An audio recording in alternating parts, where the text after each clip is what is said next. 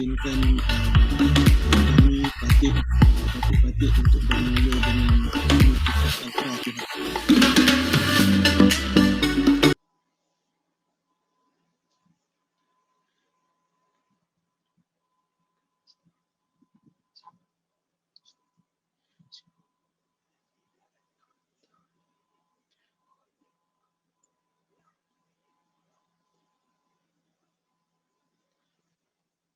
Bismillahirrahmanirrahim.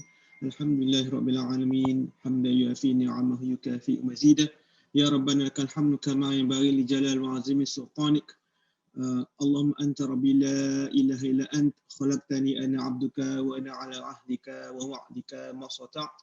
A'udzuka min syarri ma sana'tu. Abu laka bi ni'matika 'alayya, abu laka bi dhanbi faghfirli fa innahu la yaghfiru dhunuba illa ant. لا إله إلا أنت سبحانك إني كنت من الظالمين. اللهم عافنا من كل بلاء الدنيا ووباء الدنيا وشر الدنيا وشر الآخرة واغفر الله لنا ولهم برحمتك يا أرحم الراحمين. رب اشرح لي صدري ويسر لي أمري واحلل عقدة من لساني يفقهوا قولي. ربي يسر ولا تعسر ربي تمم بالخير. سبحان ربك رب العزة عما يصفون والسلام على المرسلين والحمد لله رب العالمين. Kehadapan Yang Teramat Mulia Datuk Seri Diraja Tan Sri Tunku Puteri Intan Safinas binti Tuanku Abdul Halim Muazzam Shah, Tengku Temenggung Kedah dan juga Pro Chancellor Universiti Kebangsaan Malaysia, izinkan Patih mempersembahkan dan melancarkan Persatuan Scleroderma Malaysia ini pada hari ini. Dengan saya share screen, izinkan Patih berbahasa Inggeris.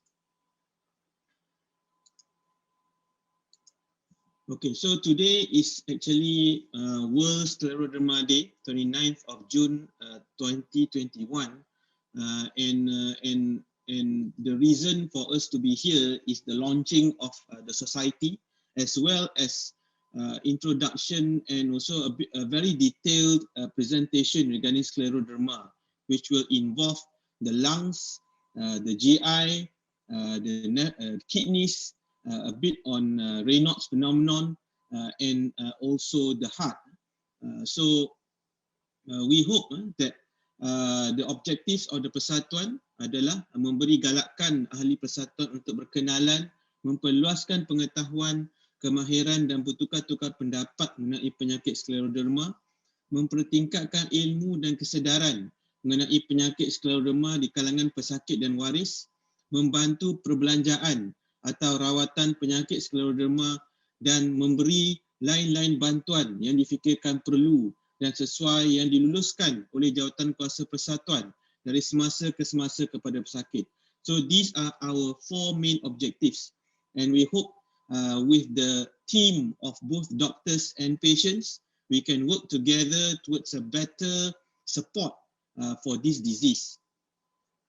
So currently for the next 2 years or so, this is the council members. I'm leading the first society council of 21-22, followed by my vice, which is Dr. Siva Kumar Palaniapan. He's a hematologist. Dr. Eng Boon Hao is a respiratory physician. Dr. Nur Atikah Ni Abid is also a respiratory physician. Dr. Muhammad Syawal Faizal Mohamed is a cardiologist, and Dr. Fung Voon Kin, a nephrologist. So all of us will be together for the first part of the session, and then hopefully in 2022 there will be a full array of patients to lead the society together with the doctors still in the monitoring phase as well, and closely working together with them. And this is just a portrait that we have been registered in ROS starting this year. And our next few projects, other than the first one, which is our webinar for doctors and pelancaran Persatuan Scleroderma Malaysia dan sambutan Hari Scleroderma Sedunia, which is today, will be followed by webinar to patients around Malaysia, hopefully from the month of July till probably December, not just August. And hopefully we can get a few MOUs with various parties like banks, financial institutions, and whatnot to get support for patients of scleroderma. So that's a short presentation on what the society is all about. Yang teramat mulia, izinkan Patik untuk mempersembahkan tajuk webinar pada petang ini yang bertajuk Introduction Overview to Scleroderma. Okay, so this is my slide. Right. So this is a bit of about myself.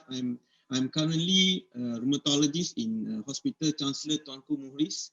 HUKM is the old name, and the first president of the society. So this is the picture of scleroderma, and if you've seen them, then typical small mouth or microstomia type skin over the face, and you can get telangiectasia if it's a certain subset of scleroderma. And on my right is the tightness of the skin over the fingers. So it's about sclero means is tightening, and derma is the skin. So this is what a typical feature of scleroderma patient look like. Now, if you talk about history, well, Hippocrates have first come across of this particular disease and label it as just thickening of the skin. At that time, they are not really wondering whether it is a systemic problem or just a localized one. In 1836, Fantonetti first time used it as a generalized scleroderma. In Italian, is scleroderma generale, to describe a patient with dark leather skin and exhibited a loss of range of joints. And Robert H. Gotts introduced the concept of scleroderma as a systemic disease in 1945. And only then they recognized that having scleroderma is very debilitating indeed. Now, pathophysiology of scleroderma is an autoimmune disease, but the theme of the problem is that this immune system attacks the vessels first. And then because of that, in the process of overhealing and hyperactivity of the immune system, the fibroblast is activated automatically. And it is activated in a form that there's no negative inhibition factor, and as a result, the deposition can occur everywhere: lungs, skin, kidneys, but mainly at the vascular area. And unfortunately, this process is a very broad process. It involves both cellular and humoral immunity. Now, when you talk about hormones or cytokine or secretions or markers of vessels, well, there are lots of hypotheses and pathophysiology to be exact, but we are not going to cover that today. In fact, these are just part of introduction, and later on, perhaps a more detailed immunology process will be presented. But again, the audience must be in a proper staging. But however, when you talk about vessels, endothelium is secreted rampantly in the walls, followed by nitric oxide, which works as a relaxing factor. Endothelial derived constricting factors, and there are a lot of neural, humoral, and anti-inflammatory and inflammatory mediators as well in a normal kind of person, and it reacts to hypoxia and physical stress. That's why you can get mechanical fingers. Mechanical fingers is a feature of scleroderma, especially when the patient is a manual laborer going to break the roads using a jackhammer. That particular stress can also is associated with vascular changes and endothelial changes. So when you talk about immunology activity, the attack on the endothelial cell resulting in adhesions of molecules, leukocyte adhesions, cytokines, and leukocyte migration out of the vasculature, the immune system is automatically activated. And I mentioned about cellular and humoral mechanism just now. In fact, in other papers, they will also mention about innate immunity and adaptive as well. And it seems that these two immune systems work together to give the pathogenesis of scleroderma. This is a simple cartoon given to me but approved by up-to-date use in this presentation, whereby there is migration of white cells and at the same time stimulation of fibroblasts and deposition in these vascular areas. Right. So autoantibodies is also an enigma in rheumatology, not just in systemic sclerosis. We don't treat patients based on autoantibodies alone, but we have to have a clinical partnership. So the diagnosis is made when you have autoantibodies and clinical features. It doesn't go one out of the other. So in scleroderma, as you can see, the autoantibodies are quite specific for them. And without going into detail, but you can see that some protects against some complications, some do not, some promotes, and some is associated with overlap syndromes. Now, overlap syndrome is different than your mixed connective tissue disease. Mixed connective tissue disease is a disease of its own, whereas when you talk about overlap means that the patient have clinical and serology proven two diseases at least. For instance, a rheumatoid factor with full criteria and a systemic sclerosis or scleroderma with full criteria. Then you have these overlap syndromes.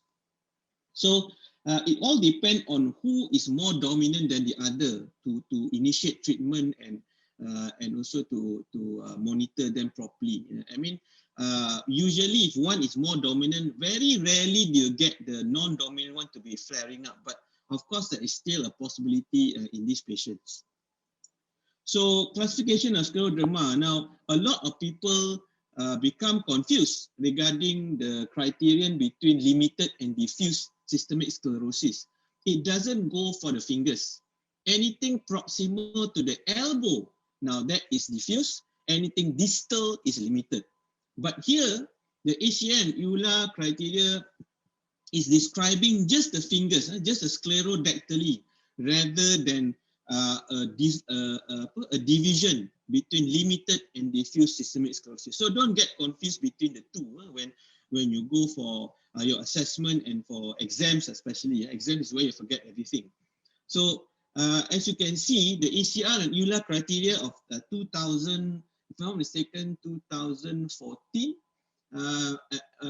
tells in the criteria of various investigation as well. As you can see, abnormal nail fold capillaries is difficult to see with a naked eye. It has to be seen using a capillaroscope.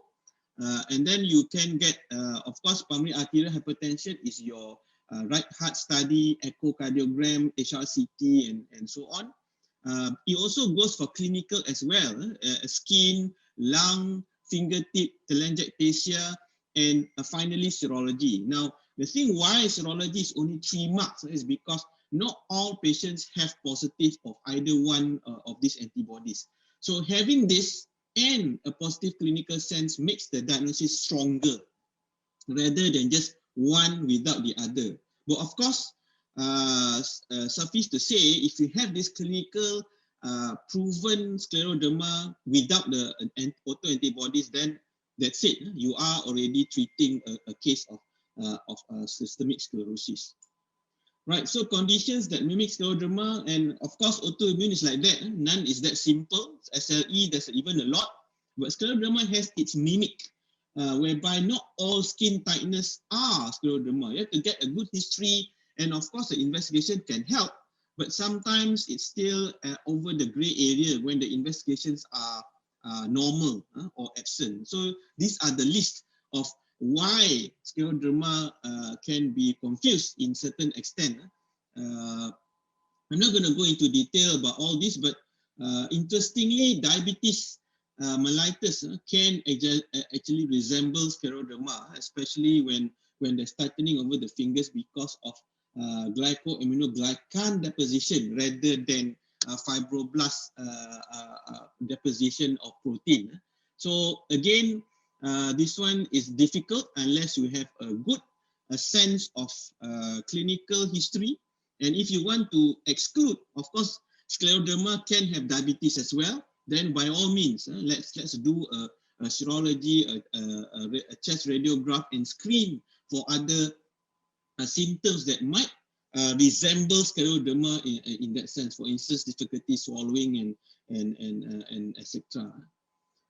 This is a very detailed definition of systemic sclerosis. What does it mean by telangiectasia, puffy fingers? Puffy fingers can happen initially in the first part of the sclerodactyly pathway of fingers before it becomes tightening. It becomes puffy first, and you must think of liver or kidney causes or heart causes rather than going straight to scleroderma. You have to rule that one out. Then the last thing you see is perhaps scleroderma in an early phase kind of thing.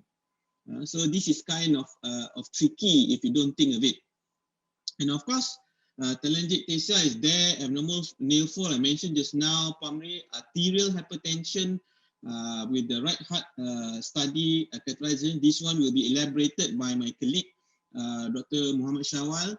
Interstitial lung disease, this one will be explained by Associate Prof. Faisal of respiratory, and Raynaud's phenomenon, that one will be explained a bit by me, and the autoantibody association. So these are the subtypes of scleroderma. There are actually 4 types.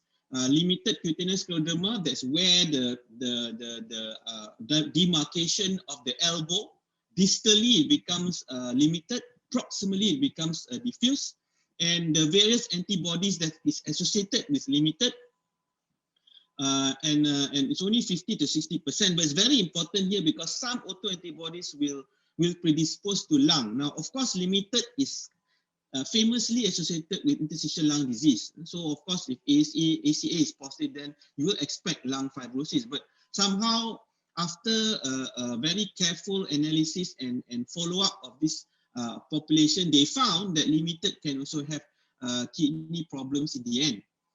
But then again, you probably need some antibodies like RNA polymerase to be higher risk to get your diffuse and also your kidney involvement. Now, scleroderma, senior scleroderma happens whereby no skin changes, there's only lung fibrosis and serology positive, and overlap syndrome like I mentioned before. So these are the subtypes of scleroderma that you can see in the clinical, your clinical practice. Okay, I mentioned about limited versus diffuse. It's all the demarcation area is at the elbow. Anything distal is limited, and anything proximal is diffuse. And clinical feature mentioned, just have to have a run through. It can happen at neurology, especially when you have high blood pressures, hypertensive encephalopathy, especially when the kidneys is involved. This is expected. Kidney involved to get very accelerated hypertension, and as a result, you can have several hemorrhages. The vessels are also abnormal as well, as you can remember. They can get headache, altered mental status because of probably immunocompromised treatments and hypoxia of the lung, seizures to be complicating about. Kidney problems, this one will be given afterwards by my colleague in nephrology, Dr. Ken, and all the proteinuria, which is the usual screening of SLE. You got to do the screening of renal first by sensing the abnormality in the urine FEME. We don't go to the creatinine straight away because normal creatinine doesn't mean the kidney is normal, and perhaps creatinine abnormality will mean that the kidney is a bit too late to help and is already compromised. So in the end, the urine FME is important, especially to see red blood cell cast, protein levels to be measured using 24 hours urine protein, urine PCI to make it more complete. And in the olden days, we used a special microscopy called urine phase contrast study. Although some of my colleagues even myself will still use it in UKM because the results is fast, but other colleagues of mine in more established centers, they don't use it anymore. It's in the old, it's in the past.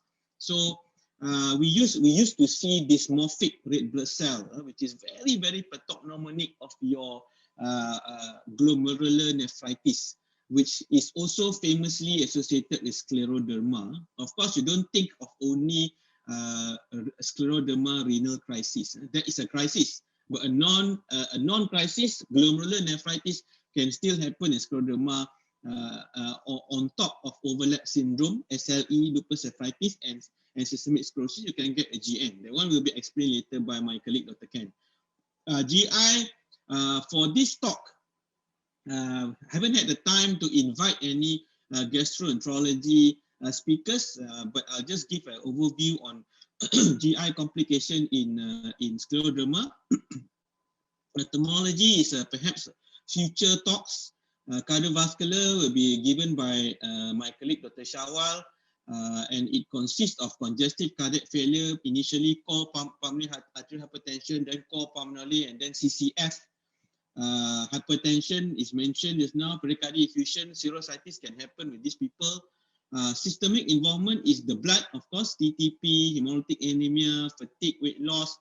Pulmonary is famously associated with pulmonary interstitial lung disease, and musculoskeletal are all which is mentioned. Now, the thing about tendon friction rub, we usually teach our students that means that the disease is severe, because usually if you put your finger over the top of your dorsal part of your hand, it shouldn't have any friction.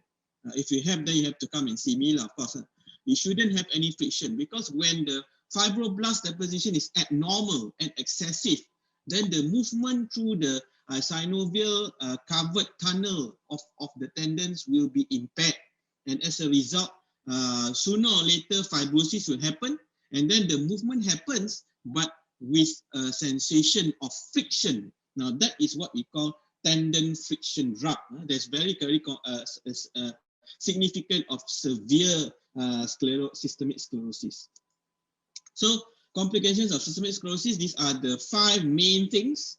Of course, there are others, of course, you have skin and whatnot, but these are the 5 main things. Now, treatment, very, very simple, one slide only, because it's however, as you can see, it's a big words. Must be planned, that is obvious, because it's a chronic disease and you have to balance between infection and benefit. Infection, you are very happy of giving immunosuppression, but then you mustn't compromise the infection part. Now, of course, I won't mention what disease, but immunosuppression is something that needed to be not just one-off or prospective cross-sectional study, but it takes a long while, because immunosuppression can also give rise to malignancy in the long run. So we don't want to increase the mortality or morbidity in these unfortunate patients. Therefore, it must be planned. It must be made together with the family structure of the patient, decision maker on one hand, patient on the other, and us and as a physician, we have to blatantly expose all possible complications, so that in the long run they know that it has to be treated, but the risk is still there. And then, of course, we evaluate pre-treatment. Pre-treatment evaluation is about whether the patient can take it. Once the patient says yes, then can they take it? Are they malnourished to start off? And you give immunosuppression, then it'll be disaster. It'll be a disaster there. And then monitoring of disease and treatment. Pregnancy counseling is, of course, very important, because once they have pulmonary hypertension, then pregnancy is absolutely contraindicated. That is something that all of us physicians have to remind our patients again and again, that it is not about getting pregnant when you have systemic sclerosis. It's when you should get pregnant. That's the most important thing. Physiotherapy and occupational therapy is when you have all those tight skins, sclerodactyly per se, and education of patient and family, I mentioned just now, and patient support group, which is what we are launching today, Persatuan Scleroderma Malaysia. And SLE has its own in Persatuan SLE Malaysia, and in the past, Scleroderma is perhaps under Arthritis Foundation of Malaysia, but now it has its own support group as well. So pre-treatment evaluation, I mentioned a bit just now, and the pre-treatment evaluation will include whether the patient has actual organ dysfunction at that time where we want to start treatment. Now, what are the skin changes that can occur early in scleroderma? Well, number one is edema. Number two is induration, and the final one, which is what we are used to see, is atrophy. And once this atrophic phase settles, it means that the patient has other complications as well, according to clinical experience.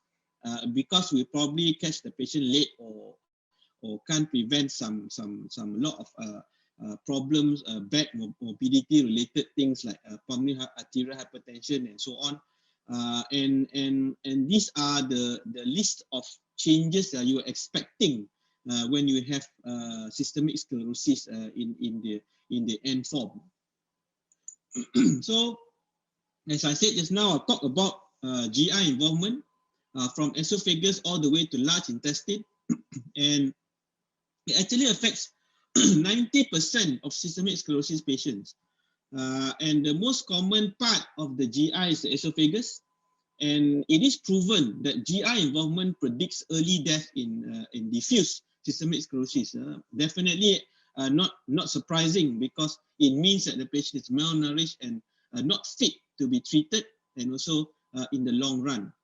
Now, there's a lot of hypotheses regarding why it happened, but usually starts off by neural problem, where the fibroblast and protein deposition over the nerve leads to muscle dysfunction, and finally the whole area or the whole area of the process becomes fibrotic. And the bad thing is the gut microbiome will affect in many ways.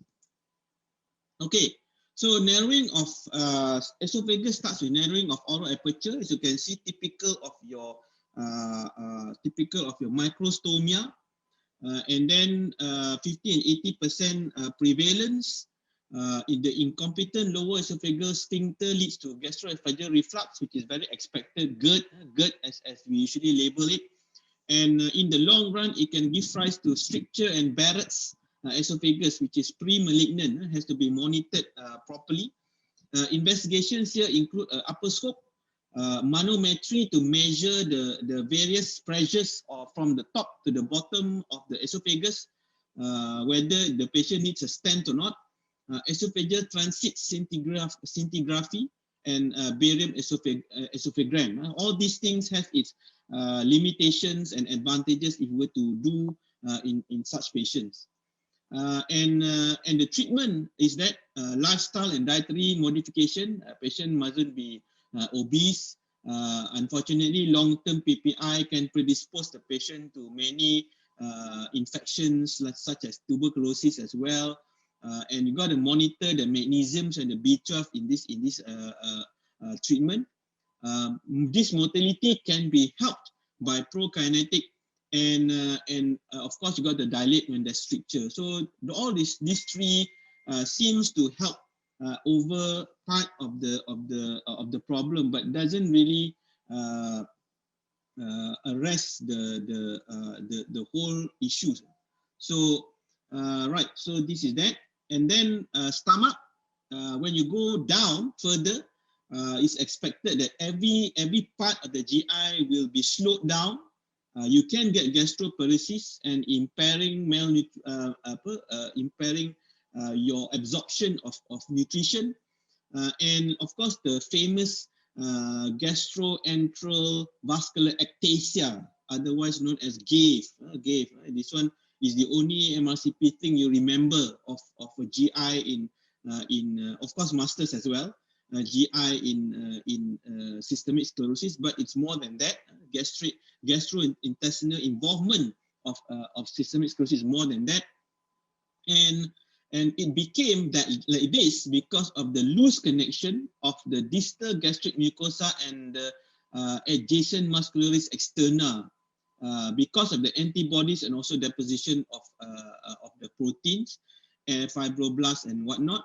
And when you do a scope, it looks like a watermelon stomach, where you can appreciate the rows of flat reddish stripes radiating from the pylorus into the antrum. It's been a while since I took watermelon, but very hard to get where I stay. Anyhow, it is closely related with anti-RNA polymerase III antibodies and your anti-topoisomerase I, previously known as anti-SCL70 antibodies. But this anti-topoisomerase I in this type of patients is usually negative. When it's positive, it's protective actually. So how do we combat gastroparesis? Of course, when you talk about GAFE, look at the next slide is about GAFE. Is gastroparesis about, again, diet modification? Shouldn't be too much of high fiber diet, because you got to rest the bowels and whatnot. And of course, if the patient is diabetes, you have to optimize glycemic control, make sure it's not hypo, make sure it's not hyper, hydrate the patients, and try prokinetic agent and antiemetics. GAFE here is treated when there's bleeding, of course. So you got to burn the bleeding. Therefore, you treat with argon plasma coagulation, with various probes, laser therapy, and RFA, and we immunocompromise the patient as well, because that means the systemic sclerosis is active. So what about the small intestine? It's 20 to 60% of the time abnormal. There's distension and pain on the distal bowel loops, and the famous SIBO, small intestine bacterial overgrowth, happens here. And again, giving rise to maldigestion and malabsorption. And what's typical of the histology part, this is mainly for gastrointestine, GI trainees, is perhaps villus structure is normal, which is quite funny in many sense, because most of the time, if there's small intestine problems, the villus will be destroyed. But there are collagen deposition around the glands, leading to periglandular sclerosis, although the villus structure is normal. This is something very peculiar of small intestine involvement in systemic sclerosis. Now, SIBO, the degree of dysmotility, the worse the dysmotility, the more the length and the frequency of SIBO, and which means that we might have to give antibiotics in the long term for this type of patients.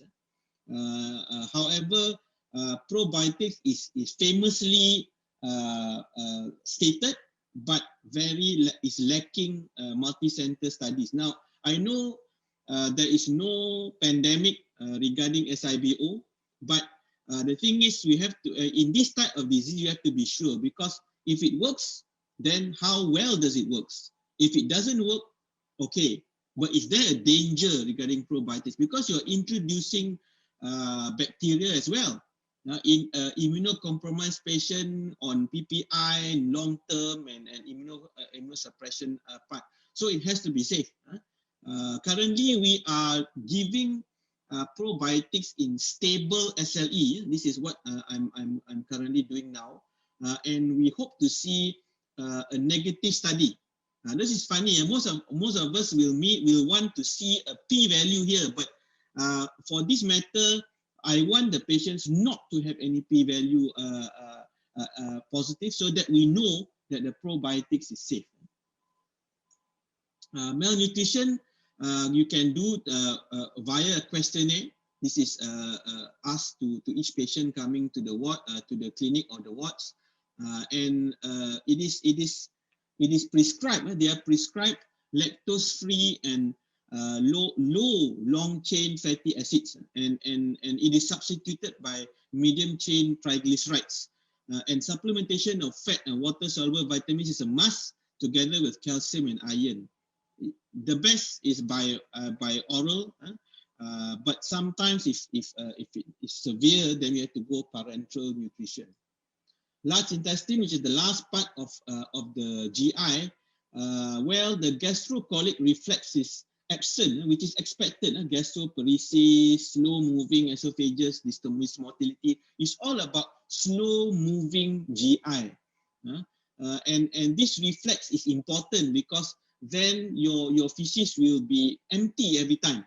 But in this sense, systemic sclerosis have a problem to empty their large intestine, and as a result, stool infection, lower GI bleed, worsening of the small intestine bacterial overgrowth. It'll go up to the small intestine, pancreatic exocrine insufficiency, and constipation overflow. Very, very bad condition if you have that in the large intestine. And in fecal incontinence, you have to reduce the stool frequency and improve stool consistency with a bulking agent, anti-diarrheal agents if they have frequent diarrheas, and bile acid binding resins. Well, the rest of the treatment there is actually a lot of experimental, still not proven yet in this sense.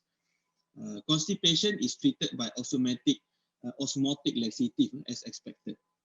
Okay, so hepatobiliary and pancreatic complications, you can get primary biliary cholangitis overlap. Very rare, very rare. I've never seen it. I'm not sure about my gastro colleagues. Perhaps they are, of course, more exposed to this than me. But anti-centromere B antibodies, autoantibodies are strongly associated with PBC in systemic sclerosis together. And if it's a negative one, it's perhaps your anti-topoisomerase 1 and anti-RNA polymerase. Antibodies can help to anticipate these complications though. Now, when you have pancreatic problem, that is usually exocrine, and insufficiency will lead into fat and protein maldigestion, and of course the vitamin will come into it as well. So they have reduced vitamins, important vitamins of the body. Treatment for BBC is treating the pruritus and treating the malabsorption, treating hyperlipidemia, giving thyroxine for hypothyroids, and correcting the anemia and fat-soluble vitamins. And treatment of the pancreatic exocrine problem is enzyme supplement. So Raynaud's phenomenon is one of the first clinical feature and main clinical feature of your systemic sclerosis. Among other autoimmune disease, it can happen in SLE, it can happen in RA as well. It's an exaggerated vascular response to cold treatment and emotional stress. Primary, it can happen between primary and secondary RP. Secondary RP will include, of course, your SLE, as I mentioned just now, mixed connective tissue disease or overlap, Sjogren's syndrome, dermatomyositis, polymyositis. We have a severe one in the ward currently. Cisplatin, bleomycin toxicity. POEMS is a long-winded disease which mainly endocrine-based, and cryoglobulinemia. It can happen secondary trauma as well, and very rarely also happens because of thyroid replacement therapy, especially when it's vasoconstricts. Too high of thyroid, then the vessels get vasoactive as well. RP colors, very interestingly, is usually three-phase triphasic, which is skin, pallor, which is white, your blue attack, and the red attack when finally the erythema of reperfusion happens. So these are some things that we should be, and not necessarily to have all three.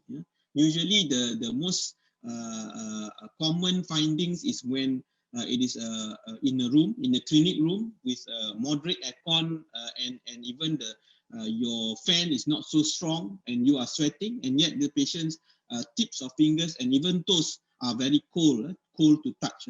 So it might not be a color associated kind of thing. And it can occur for one finger spread to the other. That's why sometimes the other thing about touching upon clubbing. Clubbing is a very characteristic finding in respiratory.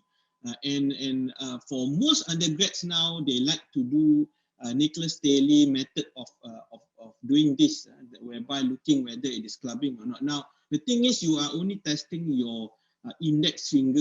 You're not sure whether the clubbing can happen in other fingers as well. Not all clubbing is symmetrical. It can be asymmetrical. So it's best to see from the side view rather than me. Well, it's not wrong to do this, but then again, you will miss probably an asymmetrical clubbing. And so, Raynaud's is this way as well.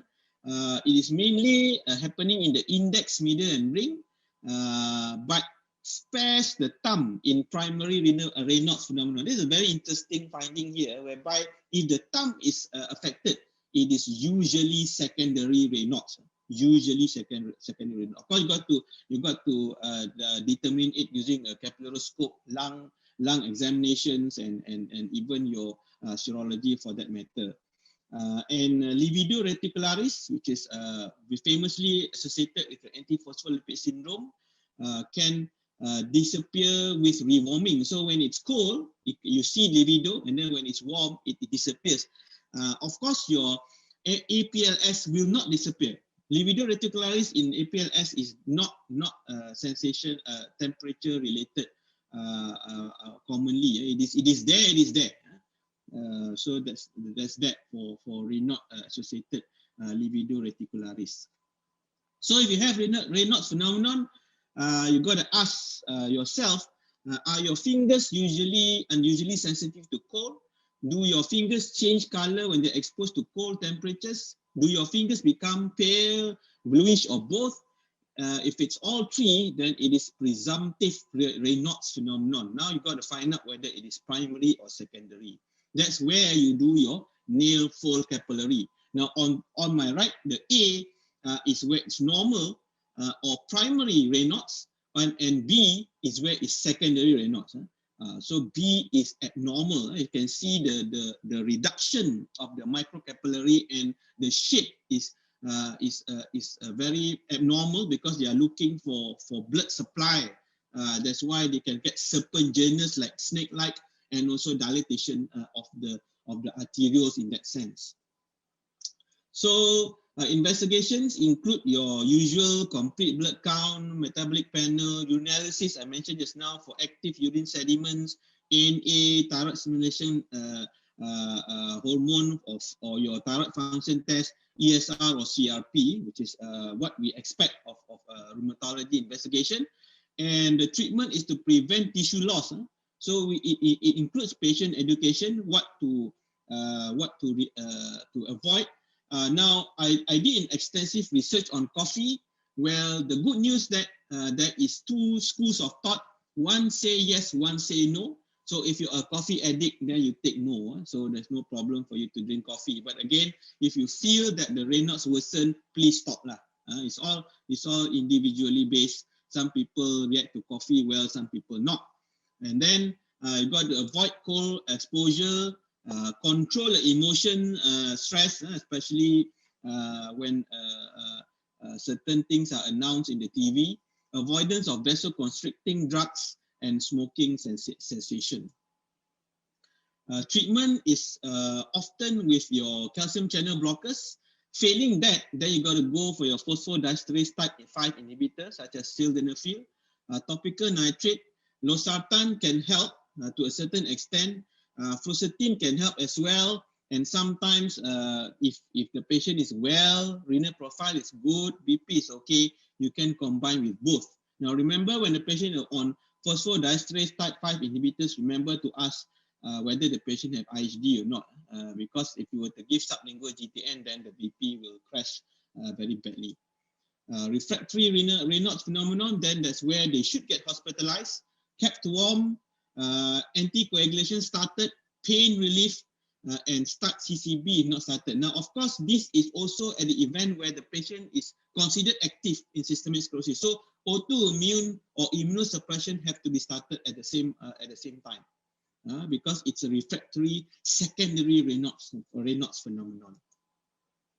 Acute ischemia is using intravenous prostaglandin, although you can need to repeat it later. It's not easy to administer, or local or regional block. a bit more about refractory, which involves other things like your bosantan, your ERA, class of medications, which is very expensive. And we hope to cut it down using the Persatuan Help. Digital sympathectomy, antiplatelet may work. Anticoagulant is actually, there's also a debate regarding this, whether it works or not. And then local care of ischemic digits. So that's that for my talk this afternoon. And for the next